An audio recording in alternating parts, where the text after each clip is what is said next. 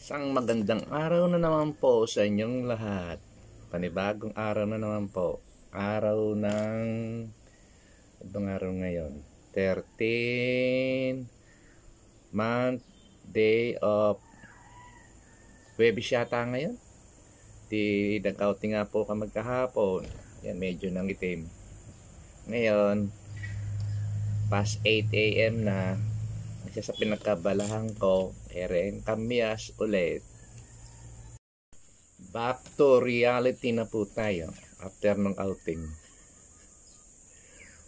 Past 10 a.m. na rin po dito. Matapos natin ibang routine natin sa umaga. Medyo pagod nga lang yung, pero masaya naman yung lakad namin kahapon. Kumbaga, nakapag-unwind po. Nakapag-relax kahapon. Sa taga na panahon na hindi nakakalabas, nakakapag-outing. Excited nga ho mga bata.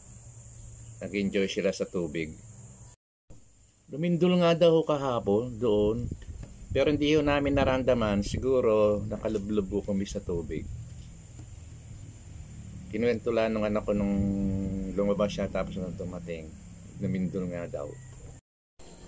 Tuloy na po natin ang ating paggawa ng santol candy.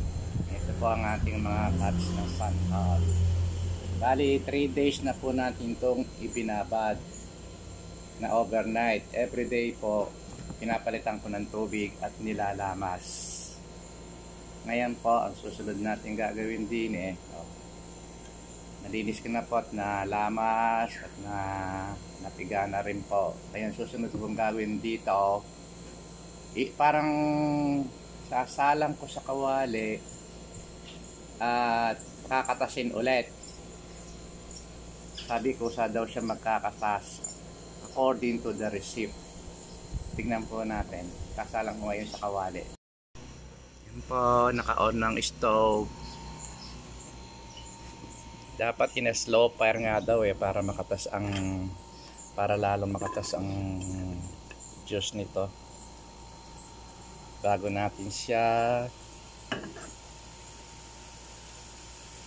natin niluluto sa syrup. Kakatasin muna natin. Natiktan ko na matabang na ho wala nang asim, tsaka parang wala na rin pakla.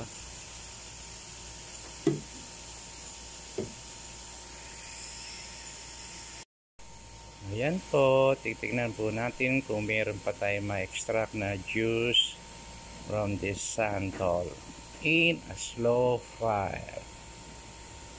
Pag wala nang makatas, edi lulutuin na po natin sa asukal.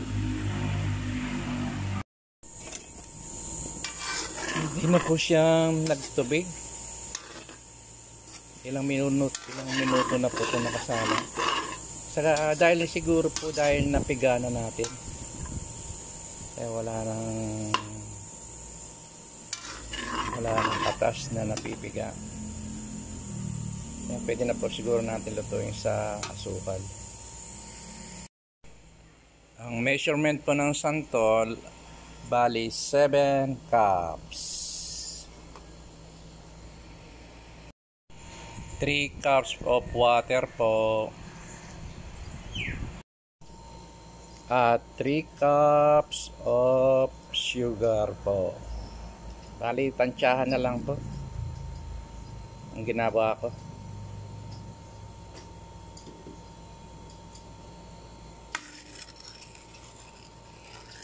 Matamis na po siguro yan.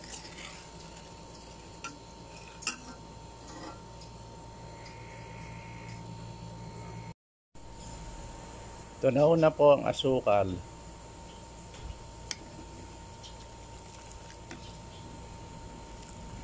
Lagay na po natin ang santol. Ibukayo na natin ang santol.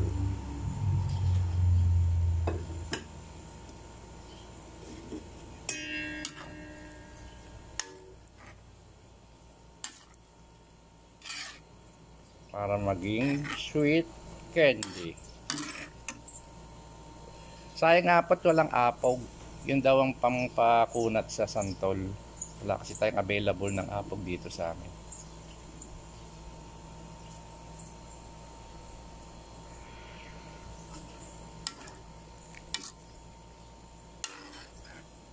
Ayan po natin siyang kumulo hanggang sa lumapot.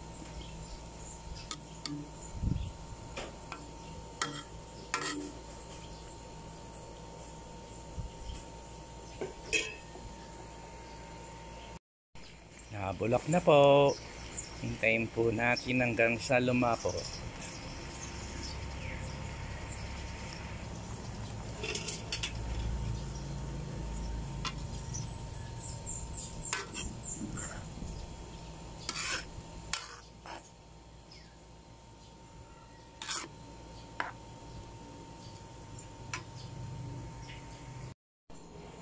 Alas 2 na po ng hapon.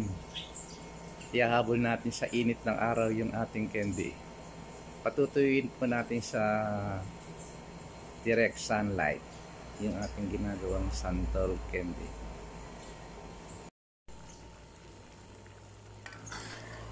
Yan po, medyo lumalapot na.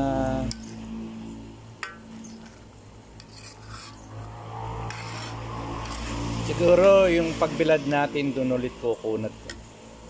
Nababawasan na ang ano. Kaya maya lang pwede na natin ibilad.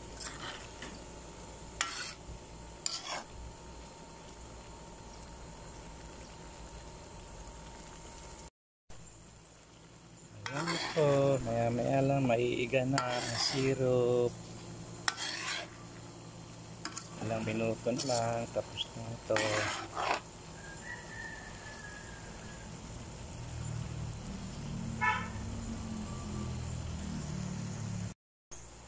Paiga na po ang syrup. Maya lang pwede na natin siya ibilad. Ang gagawin ko po rito, isasalayin ko muna yung ito para ma-strain ho yung excess na sugar bago natin ibilad. Ayan po, hintayin po natin na matuyot ang syrup bago natin i-strain. So, bigyan na po sa syrup, strain na po natin para matanggal yung extra syrup bago natin ibilad.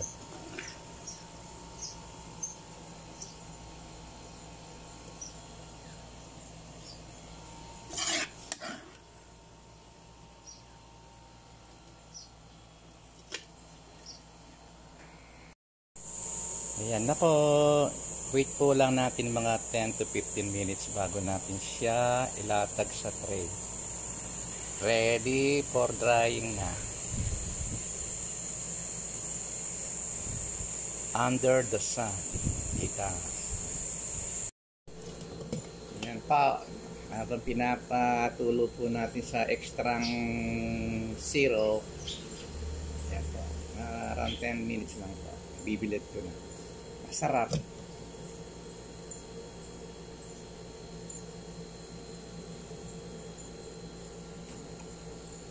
Nawala na po yung paklat asim.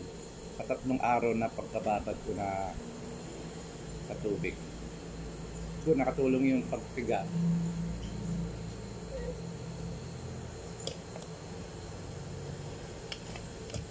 Tumutulo pa yung syrup po. Kaya meron na natin nilatag sa tray. Ito po ang tray na gagamitin natin. Dito natin nilalatag yung santol. Nalinis ko na po yan. Ito na po, ready to dry up. Here na po. Ibibilad ko na po para kumunat na. Ayan po, under the sun na siya. Mga alas 3 pa lang po. Hanggang ang init naman hanggang alas 4 hanggang alas 5. Tingnan po natin after 5 o'clock.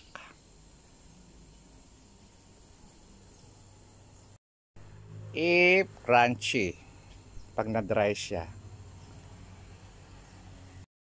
Bukas na ulit mga kaibigan.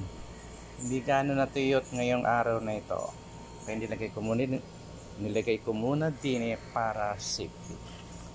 Bukas ko na ulit ibibilad. Bye bye time na naman po. Hanggang bukas na naman.